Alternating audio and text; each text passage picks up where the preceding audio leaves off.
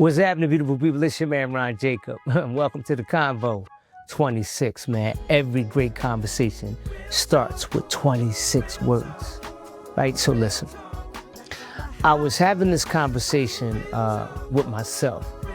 Mind you, I just want to share something with you.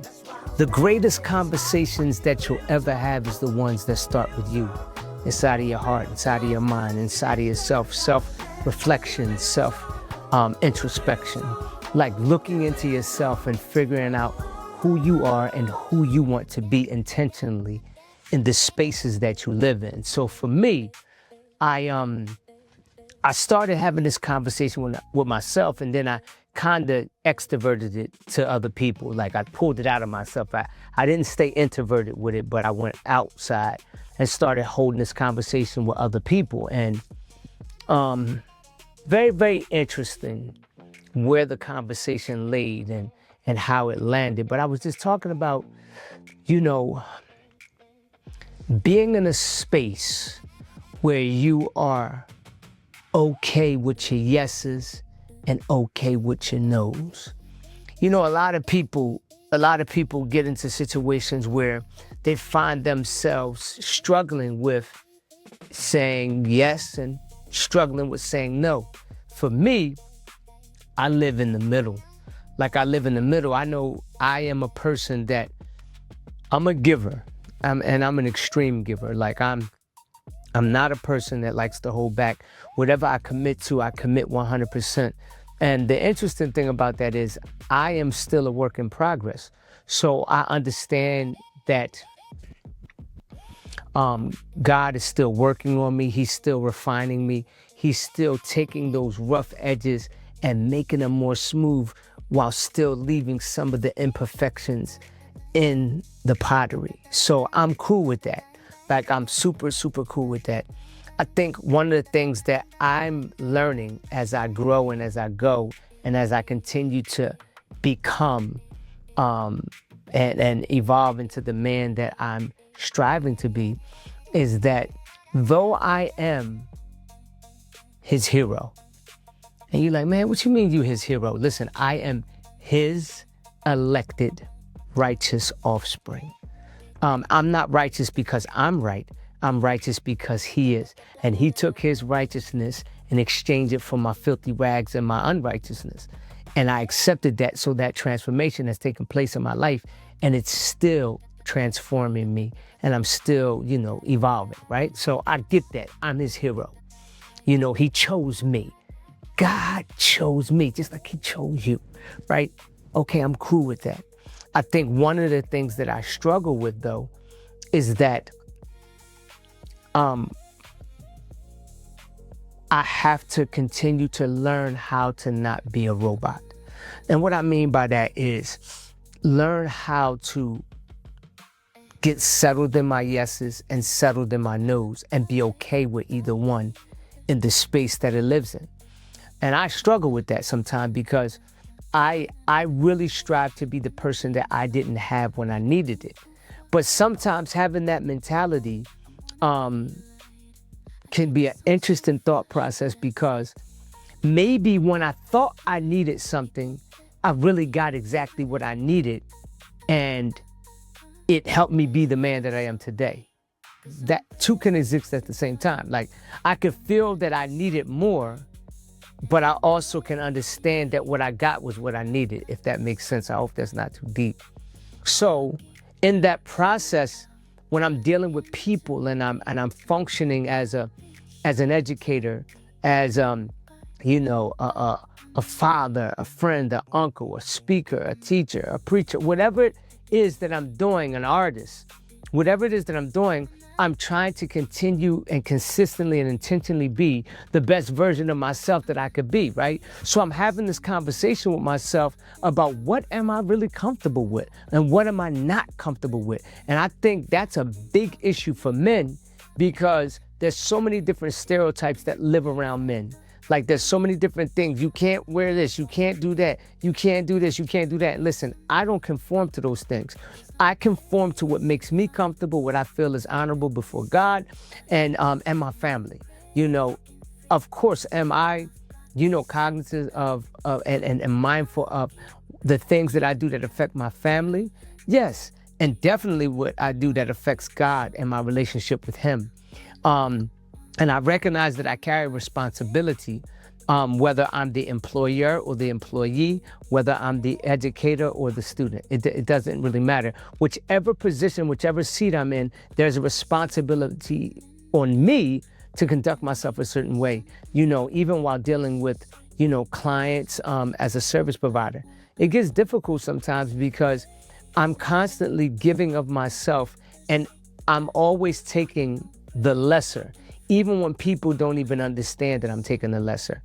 I take the lesser. I always try to give more than what I'm receiving. Though what I'm receiving is a negotiated, agreed upon interaction and exchange, but I always try to give more than what I'm receiving because I just want people to feel like they're getting their money's worth when it comes to my service providing, especially as a barber. And sometimes I do feel that people take me for granted. Sometimes I do feel that people think that I'm a robot. And sometimes I do feel that people, not always intentionally, but disregard the fact that I'm human and that I'm one person. And like sometimes people say things that is out of pocket or disrespectful. And when I say things, I don't even just mean sometimes what they say with their words, but how they treat me with their actions.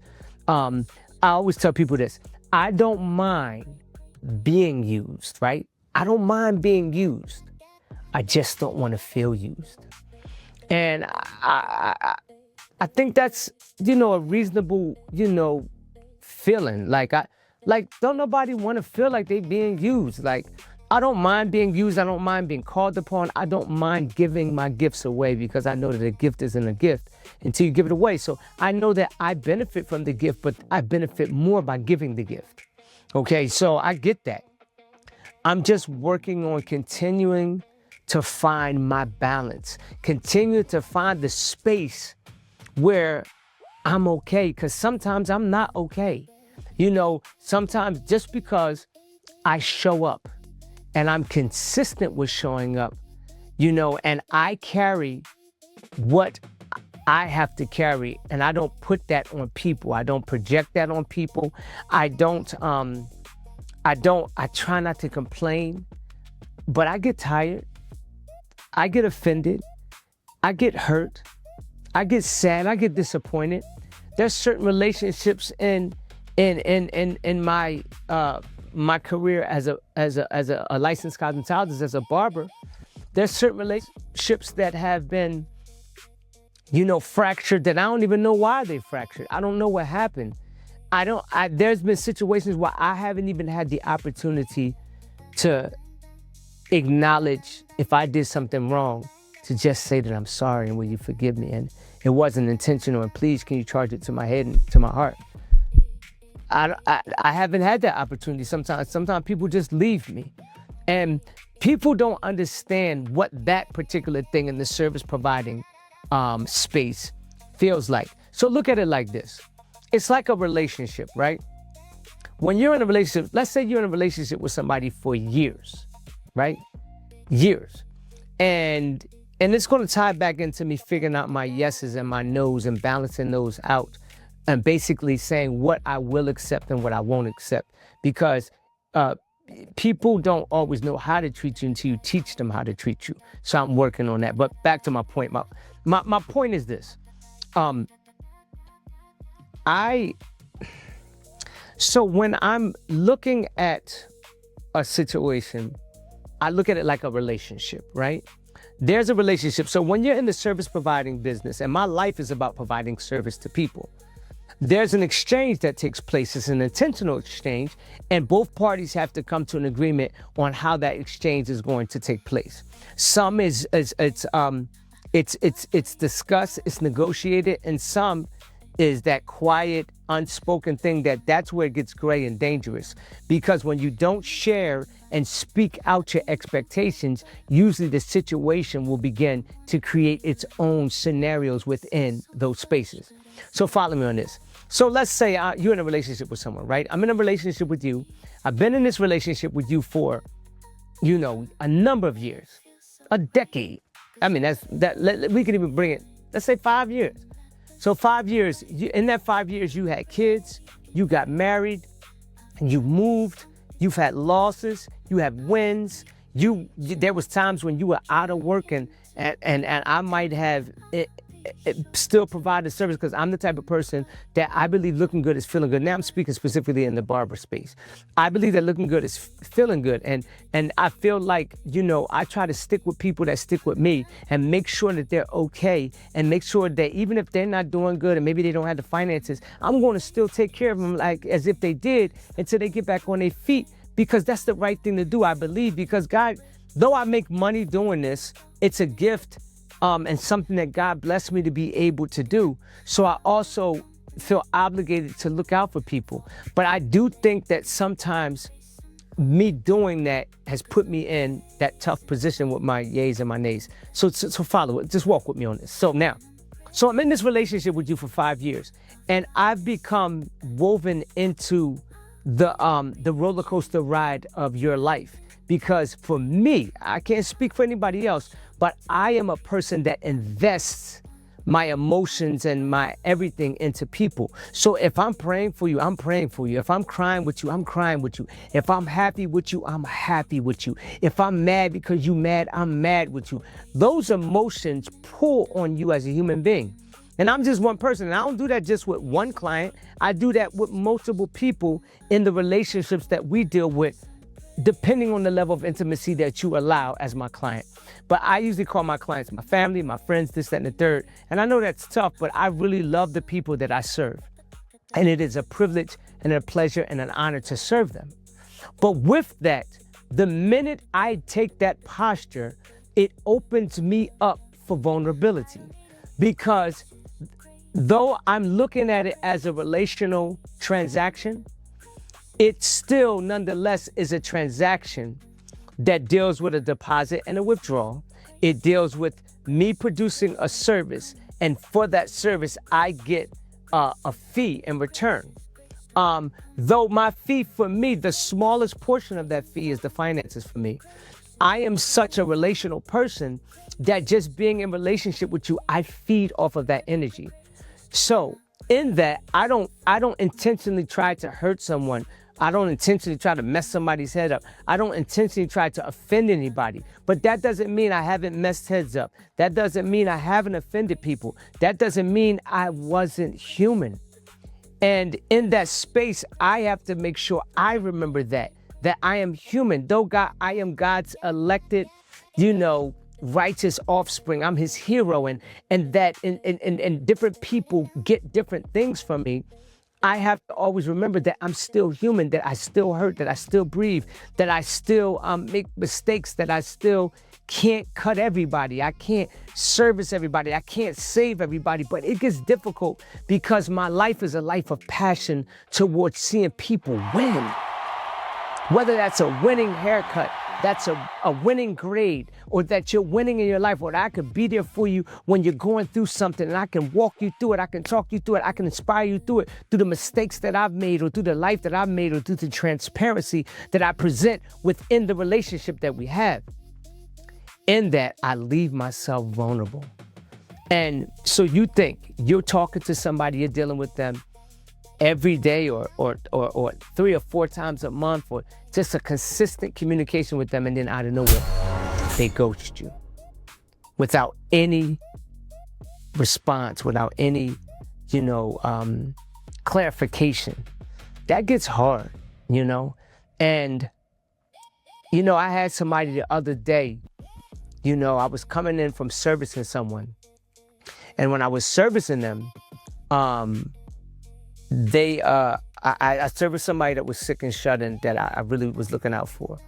One of my clients, and I'll do that for my clients because I love my clients, and I don't want them, while they're trying to figure out getting back in their healthy space or getting back in a space where they're mobile as they would want to be. I want to make it as easy as possible for them, and their family. because I know it's a family effort, but that's a different thing. But just feel where I'm at, right?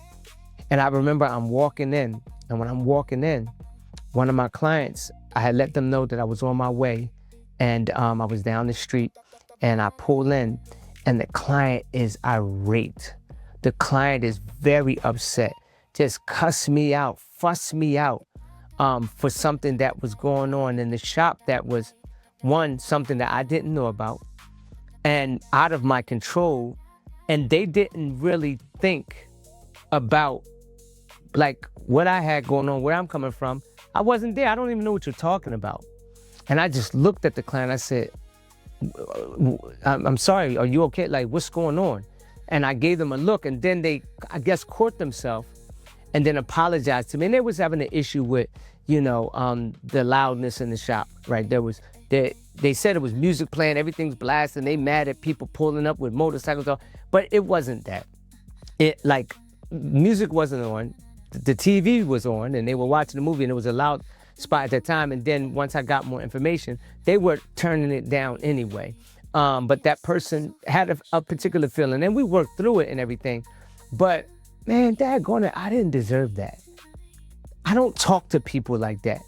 I don't give people my vented, full-blown how I think and what I feel, and I really tried to manage through these conversations that I have with myself, my Incredible Hulk, because I don't want to become the Incredible Hulk, the monster that has to get kicked off and go to Ragnarok and kicked off the earth. But I want to be the Incredible Hulk, the Avenger, the one that protects, the ones that people feel safe around, and that's just me.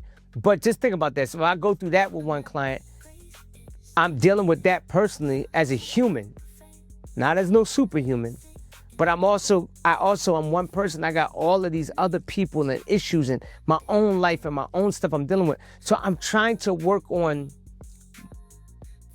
my tolerance and making sure that I protect my peace and not allow people to, go so far in the name of me looking out for them, but then I'm not looking out for me. So that's kind of like the conversations that I've been having with myself of making sure that in the process, knowing that God has elected me to be connected to Him, it's disrespectful to God and myself to allow myself or anyone to disrespect me or use me. Because if God didn't direct me to do certain things, that's going to get burnt up anyway, because only what you do for Christ will last. So sometimes people saying, I did this in your name, I did that, I did this. And God said, I didn't require you to do all that. You doing too much. And so I'm trying to work on my doing too much while still yet being the person that I am. Because I am a giver and I will always be a giver. And that means a giver of patience, a giver of understanding, a giver of, joy, a giver of listening, a giver of forgiveness, a giver of, we can run that thing down the line. But before I can be all those things, a giver of love, joy, patience, peace, long suffering, understanding, listening, compassion, sympathy, empathy, before I can give that to anybody else, I really need to work on making sure I give that to myself. And so one of the things that I've been doing over the last 2 years in my healing journey is make sure I look out for me. And me sitting here today, being, physically healthy, has not come without its challenges. I had to make some adjustments in my life, and I'm grateful for it. I am super healthy. I stay up with my doctors. All of my levels are great. I tell people all the time, you could talk about how many push-ups somebody do. I do my push-ups, I work out, I do my pull-ups, and all that's great. I also manage my eating as well, and my rest and my stress.